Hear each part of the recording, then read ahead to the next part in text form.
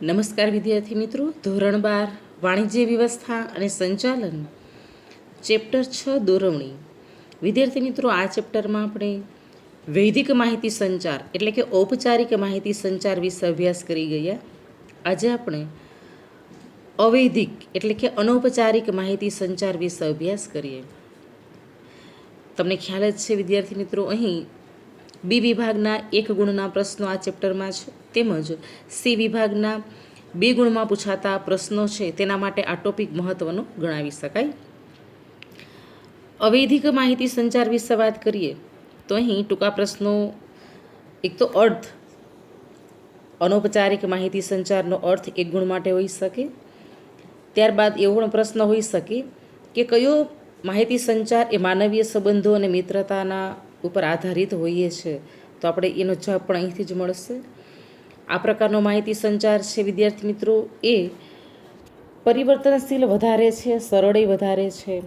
મૌખિક અને સાંકેતિક ભાષામાં ધંધાકીય એકમમાં કામ કરતા કર્મચારીઓ છે તેની વચ્ચે થઈ જતો હોય છે. આ પ્રકારનો માહિતી સંચાર એ સહજ છે, અનૌપચારિક કીધો છે, એટલે અહીંયા ઔપચારિકતા કોઈ આવતી નથી.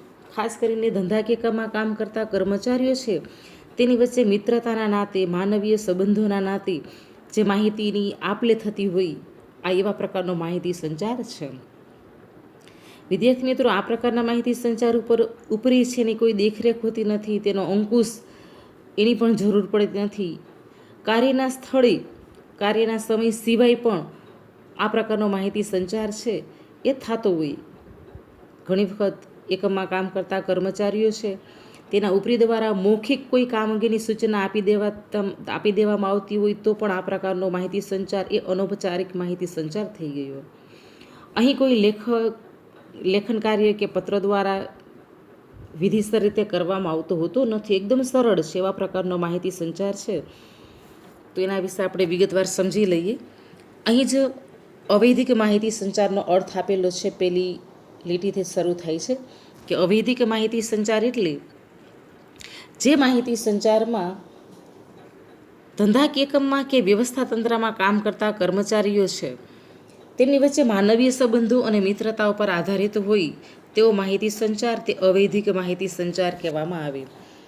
આ માહિતી સંચાર છે વધુ પરિવર્તનશીલ છે અને સરળ છે, કારણ કે મૌખિક અને સાંકેતિક ભાષામાં આ પ્રકારની માહિતીની આપલે થતી હોય એટલે સ્વાભાવિક છે કે એમાં પરિવર્તનશીલ થઈ શકે અને સરળ પણ છે.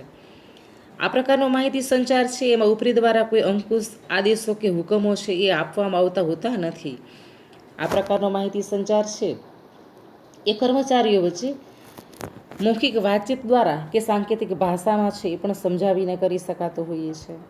અવૈધિક માહિતી સંચારનો મુખ્ય ઉદ્દેશ કયો, તો આપણે કહી શકીએ કે આ પ્રકારના માહિતી સંચારનો મુખ્ય ઉદ્દેશ એ વધુ વ્યવસ્થા તંત્ર છે તેને વધારે સારી રીતે સંકલિત અને વિશ્વસનીયતા પ્રદાન કરવાનો એનો હેતુ રહેલો છે. એના ઉદાહરણ પણ તમને 1 ગુણમાં અથવા તો 2 ગુણના પ્રશ્ન પૂછાઈ શકે, તો આપણે અહીં 2 ઉદાહરણ આપેલા છે વિદ્યાર્થી મિત્રો. એક તો કારખાનામાં મેનેજર છે એ કામદારોને કામ અંગેની સૂચના મૌખિક આપી દેતા હોઈએ છે ઊભા, તો આ પ્રકારનો અનૌપચારિક માહિતી સંચાર જ થયો.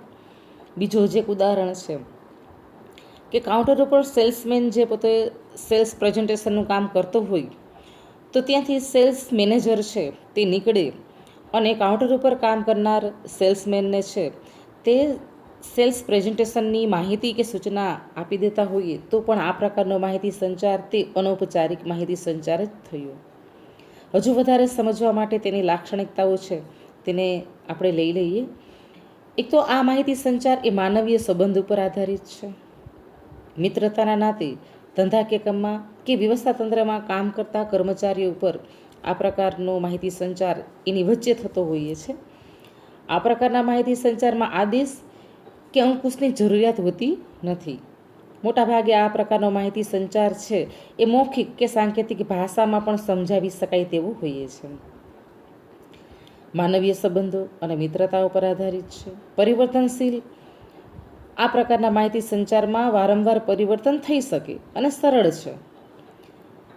અનૌપચારિક માહિતી સંચારમાં વિધિને કોઈ મહત્વ નથી. વિદ્યાર્થી મિત્રો, ઔપચારિક માહિતી સંચારમાં વૈધિક એટલા માટે હતો કે કર્મચારીઓ સીધી રીતે વ્યવસ્થા તંત્રમાં કામ કરતા કર્મચારી એ સીધી રીતે આ પ્રકારના એ માહિતી સંચારમાં સંકળાયેલા હતા, પરંતુ અહીંયા અનૌપચારિક માહિતી સંચાર છે એમાં કોઈ જ પ્રકારની વિધિ નથી. એટલે કોઈ ફોર્મેટમાં કે લેખિત પત્ર દ્વારા પણ કોઈ સંદેશો કે માહિતી આપવું એવી કોઈ બાબત આ પ્રકારના માહિતી સંચારમાં જોવા મળે નહીં. વ્યવસ્થા તંત્રને વધુ સંકલિત અને વધુ વિશ્વાસનીયતા પ્રદાન કરવાનો ઉદ્દેશ અનૌપચારિક માહિતી સંચાર છે એમાં થતો હોય. અવૈધિક માહિતી સંચાર એ વૈધિક માહિતી સંચારનો વિકલ્પ નથી, પરંતુ એને પૂરક છે એવું કહી શકાય. તો વિદ્યાર્થી મિત્રો, અહીં વૈધિક માહિતી સંચાર અને અવૈધિક માહિતી સંચાર, જેને આપણે ઔપચારિક અને અનૌપચારિક માહિતી સંચાર કહીએ છીએ, ફોર્મલ અને ઇનફોર્મલ. હવે પછીનો ટોપિક છે આ બે માહિતી સંચાર વચ્ચે તફાવત છે તેનો આપણે લેશું. ધન્યવાદ.